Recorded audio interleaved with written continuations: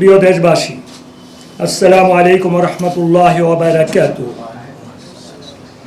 আজ 29 জিলকদ 1447 হিজরি, 4 জ্যৈষ্ঠ 1433 বঙ্গাব্দ, 18 মে 2026 খ্রিস্টাব্দ সোমবার সন্ধ্যায় ইসলামী ফাউন্ডেশন বাইতুল মোকাররম সভাকক্ষে জাতীয় চাঁদ দেখা কমিটির সভা অনুষ্ঠিত হয়।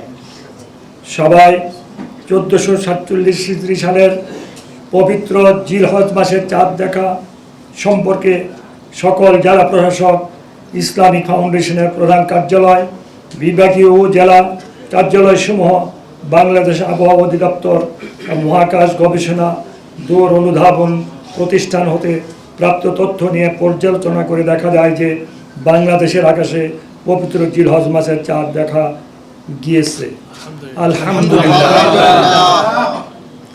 এমত অবস্থায় আগামী 5 জ্যৈষ্ঠ 1433 বঙ্গাব্দ, 12 মে 19 মে 2026 খ্রিস্টাব্দ মঙ্গলবার থেকে 1447 হিজরি সালের পবিত্র জিলহজ মাস গণনা শুরু হবে।